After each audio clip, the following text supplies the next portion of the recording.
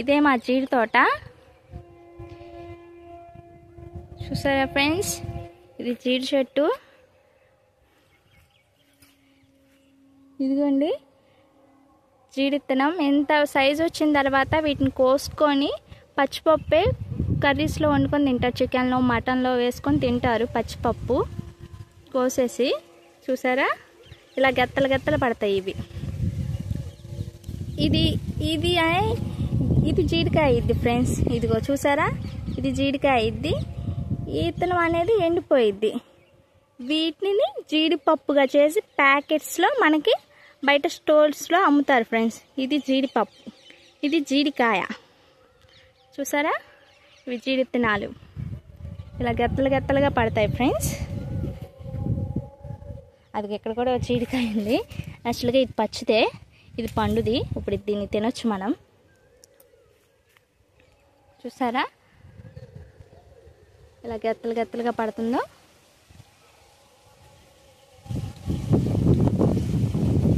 చూడండి ఫ్రెండ్స్,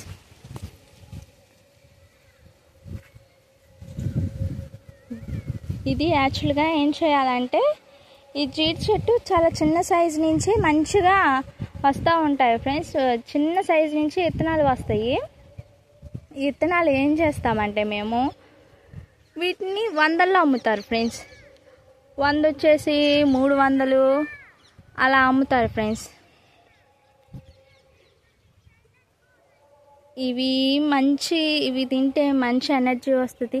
అంటే మనం ఇప్పుడు తినే ఎండు పప్పుల కంటే ప్యాకెట్స్లో అమ్ముతారు కదా ఫ్రెండ్స్, ఆ ప్యాకెట్స్లో పప్పు కంటే ఈ పచ్చి జీడిపప్పు ఇంకా వేరే టేస్ట్ బాగుండిద్ది ఫ్రెండ్స్.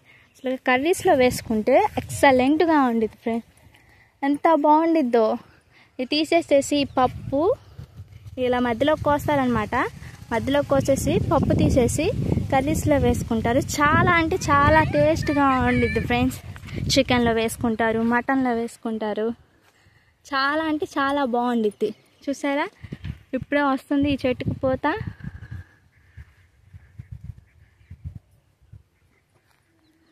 అక్కడక్కడ కూడా ఉన్నాయి దీనికి కూడా విత్తనాలు.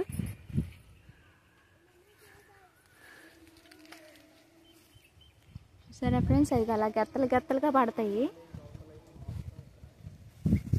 చూసారా ఫ్రెండ్స్, అయిపోండి.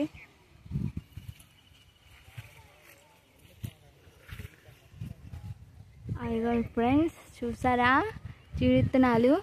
యాక్చువల్గా ఇది మా తోట. నాకు మ్యారేజ్ అయ్యి 7 years అయింది. అప్పుడు నాటాడు మా నాన్నగారు. నా మ్యారేజ్ అయినప్పుడు నాటాడు. ఇప్పటికి 7 years అయింది. 7 years చూసారా ఎంత పెద్ద మొక్క అయిపోయి చాలా విత్తనాలు 100లో కాసిద్ది ఫ్రెండ్స్. పచ్చిగా కోసుకున్నప్పుడు అమ్ముకునే డబ్బులు వస్తాయి. అవి కొయ్యకుండా మిస్ అయిన విత్తనాలు కింద పడతాయి అన్నమాట, జీడికాయలు అవి. సో ఇదిగో ఇలా మిస్ అయిన విత్తనాలు ఉంటాయి కదా ఫ్రెండ్స్. ఇదిగోండి ఇలా మిస్ అయిన విత్తనాలు ఇలా జీడికాయలు అయిపోయి కింద పడిపోతాయి. అవి ఎండు విత్తనాలు అవుతాయి. ఆ ఎండు విత్తనాలు అయిన తర్వాత వాటిని షాప్స్కి పంపిస్తారు. ఇదిగోండి చూసారా, ఇవి మిస్ అయిపోయినాయి అనమాట. మిస్ అయిపోయిన జీడికాయలు ఇవి. చూసారా, వీటిని తీసేసి ఇగో ఈ విత్తనాలు తీసేసి షాప్కి పంపిస్తారు. వాళ్ళు కాజూస్లా చేస్తారనమాట. కాజూస్లా చేసేసి ప్యాకెట్స్లో పెట్టేసి అమ్మేస్తారు.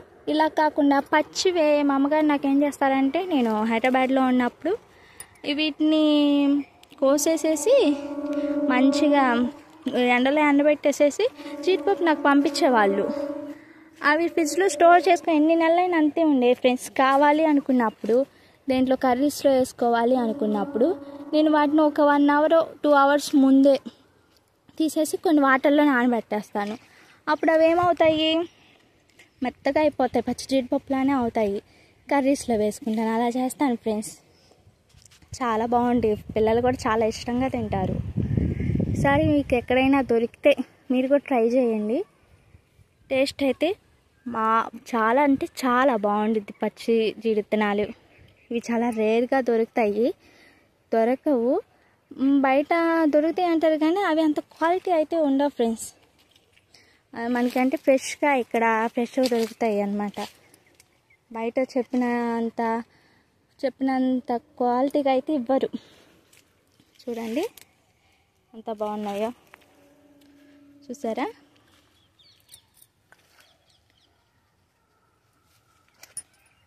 జీడి చెట్లు ఇంకా చాలా అంటే చాలా పెద్దగా అవుతాయి ఫ్రెండ్స్. చూసారా? ఇదిగోండి చిన్న చెట్టు, అదిగోండి అక్కడ చెట్టు ఉంది.